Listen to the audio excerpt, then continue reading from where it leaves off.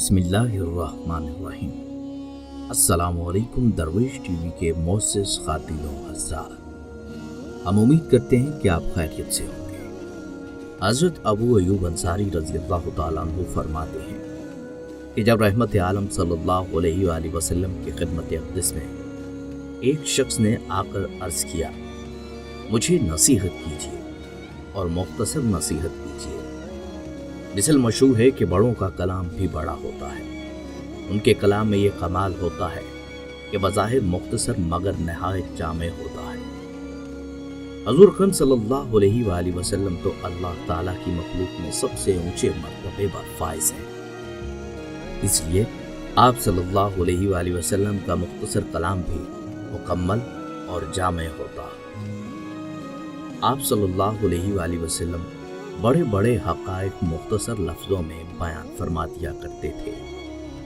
गोया आप सल्लल्लाहु अलैहि वसल्लम का कलाम दरिया बक़ूज़ा का मस्दाक़ है, दरिया बक़ूज़ा का मस्दाक़ होता। फिर आप सल्लल्लाहु अलैहि वसल्लम के कलाम में इख्तिसार के बावजूद तफ़हीम की पूरी सलाहियत होती थी। हक़ यह है कि नूए इंसानी ने आप सल्लल्लाहु अलैहि वसल्लम के कलाम से ज़्यादा अमूमी नफ़ा का हामिल कलाम पहले न सुना, न बाद में कभी सुनेगी। आप सल्लल्लाहु अलैहि वसल्लम का कलाम तकल्लुफ़ से पाक और हैबत व हलावत का गोया संगम होगा।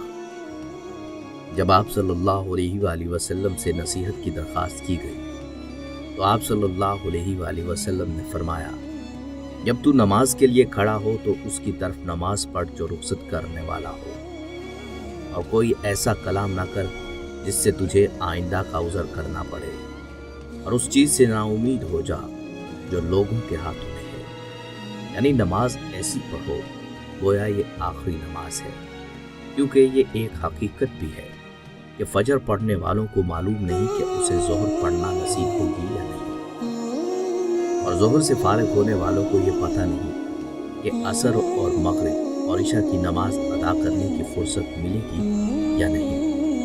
इस हकीकत की तरफ कुरान करीम ने यूं इशारा फरमाया है कि किसके साथ कल क्या मामला होगा ये अल्लाह के अलावा कोई नहीं जानता। इसलिए आज जो भी नमाज पढ़ी जाए वो आखिरी समझ कर पढ़ी जाए, इससे यकीनन नमाज में खुशू पैदा होगा।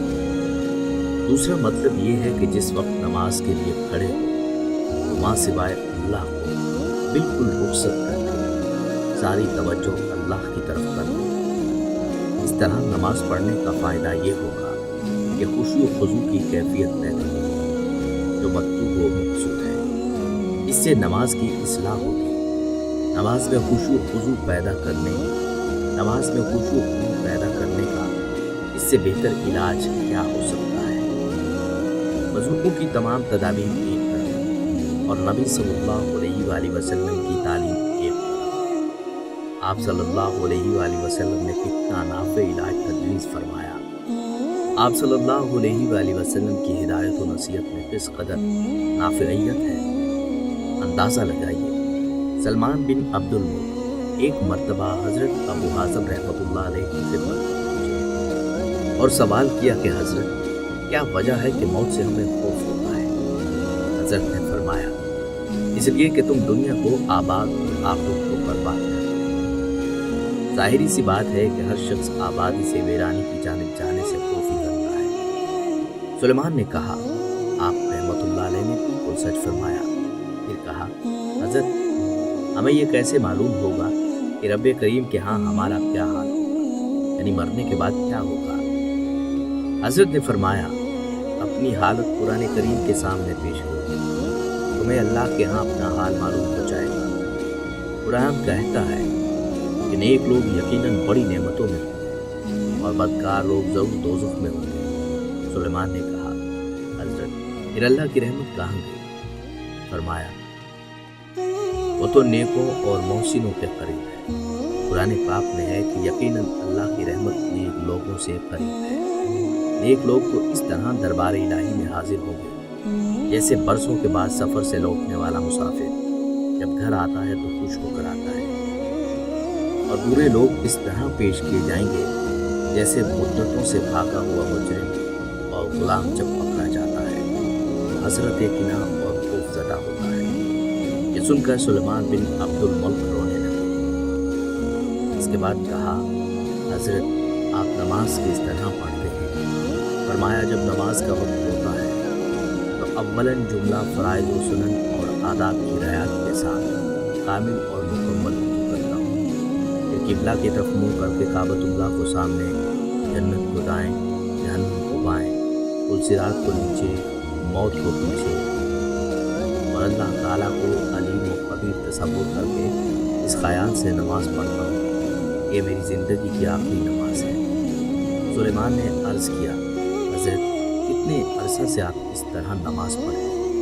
फरमाया, अल्हम्दुलिल्लाह 40 साल से यही मामूल है। सुलेमान ने कहा, काश ज़िंदगी में एक नमाज भी ऐसी नसीब हो जाए तो मैं कामयाब हूँ। मेरी ज़िंदगी का मकसद तेरे दीन की सरफराजी है। मैं इसीलिए मुसलमान, मैं इसीलिए नमाज़ी। दूसरी नसीहत ये फरमाई कि कोई ऐसा कलाम ज़बान से ना निकल जाए जिसकी वजह से बाद में शर्मिंदगी हो। इससे इस्लाह अक़वाल की तरफ रहबरी फरमाई गई, क्योंकि ज़बान से निकली हुई बात और कमान से निकला हुआ तीर वापस नहीं होता। क्या तीर को कमान से छोड़कर कमान में वापस आते हुए किसी ने देखा? जैसे सोच समझ कर तीर चलाया जाता है, ऐसे ही सोच समझ कर ज़ुबान चलाई जाए। मनकूल है कि किसी मौका पर मुख्तलिफ ममालिक के 4 हुक्मरान जमा हुए और हर एक ने एक ऐसी बात कही गोया एक ही कमान से निकले हुए तीर हैं। पहले हुक्मरान ने कहा कि जो बात मैंने कही नहीं उस पर नदामत नहीं, अलबत्ता कही हुई बात पर कभी नदामत भी होती है। शाह चीन कहने लगे कि जो बात मैंने कही नहीं वो मेरे काबू में नहीं, मगर जब मैंने कोई बात कह दी तो अब वो मेरे काबू में नहीं रही। शाह रूम कहता है कि जो बात मैंने नहीं कही मुझे उसके कहने की ताकत है, मगर जो बात मैं कह चुका हूँ मुझे उसके रद्द करने की ताकत नहीं। शाह हिंद का कहना था कि ताज्जुब है उस शख्स पर जो ऐसी बात करे कि जब उसका चर्चा किया जाए तो उसे नुकसान, तो उसे आम ना किया जाए तो नफ़ा भी नहीं। इसका आम मफहूम तो यही बनता है कि जब भी कोई बात की जाए तो सोच समझ कर की जाए, ताकि बाद में दोस्त, ahbab और लोगों के सामने गलत बयानी या फजूल गोई पर अज़र खाही या गलत बयानी पर कोई उज़र खाही न करनी पड़े। दूसरा मतलब ये भी है कि आप जो कुछ बोलते हो सही बोलो, क्योंकि तुम्हारी ज़ुबान का हर कौल रब्बे करीम के यहाँ महफूज होता है। जब तुम्हारा हर कौल महफूज व मक़बूल है तो गलत बोलने पर कल क़यामत के दिन पकड़ होगी कि वहाँ शर्मिंदगी होगी। इसलिए ज़रूरी है कि ऐ इंसान बोलने से पहले सोच लिया करो, पहले तोलो फिर बोलो। ये मोमिन की इलामत है कि मोमिन सोच कर बोलता है और मुनाफिक बोल कर सोचता है। तीसरी नसीहत में इखलाक की इस्लाह फरमाई कि लोगों के मालो दौलत पर नज़र मत रखो, उन्हें उनकी हालत पर छोड़ दो कि ये खूब खा लें और मज़े उड़ाएं। बस अल्लाह ने तुम्हें हलाल तरीके से कमाने पर जो कुछ दिया है उस पर शुक्रगुजार हो। इसी में इज़्ज़त व आफ़ियत है। अल्लाह पाक के सामने आजिज़ी करो और लोगों के सामने खुशामद ना करो और क़नाअत इख्तियार करो, क्योंकि इज़्ज़त लोगों से नाउमीद होने में है। नाज़रीन किराम, याद रखिए कि जब आदमी किसी अजीज़ व करीब वगैरह से उम्मीद वाबस्ता कर लेता है और उसकी उम्मीद पूरी नहीं होती तो उसकी दिलशक्नी, मायूसी और कभी कभार बदगुमानी हत्ता के बाद झगड़े तक पहुँच जाती है और मामला दुश्मनी तक जा पहुँचता है। इसलिए बेहतर यही है कि किसी से कोई उम्मीद न रखी जाए, तमाम उम्मीदें अल्लाह से ही वाबस्ता करें। फिर ये भी तो हकीकत है कि मालदारी मालो मता जमा करने ही का नाम नहीं, बल्कि असल मालदारी ये है कि इंसान का दिल चैन व सुकून से लबरेज हो। यही असल मालदारी दिल की वुसअत से है, ना कि माल की कसरत से, और बुजुर्गी अक्ल की वजह से है, ना कि सिर्फ साल गुजार कर उम्र रसीदा हो जाने से, और दिल का गना कनात के बगैर मुमकिन नहीं। इसलिए हदीस में इसकी नसीहत फरमाई गई, क्योंकि हिर्स के साथ अगर सारी कायनात भी मिल जाए तो क्या हासिल, एक के बाद दूसरे की तलब इसी तरह बेचैनी के शिकंजा से निजात क्यों कर मिल सकती है। अलबत्ता अगर किनात की दौलत हासिल हो जाए तो قانع شخص فقیر رہ کر شاہانہ زندگی بسر کر سکتا ہے۔ قناعت خلید دولت ہے، اس کے ہوتے ہوئے انسان ہر وقت، ہر جگہ اور ہر حال میں دولت مند رہتا ہے، اور رات سے عاری ہونے کی صورت میں خزانہ قارون اور دولت فرعون و نمرود کی فراوانی کے باوجود مفلس ہے۔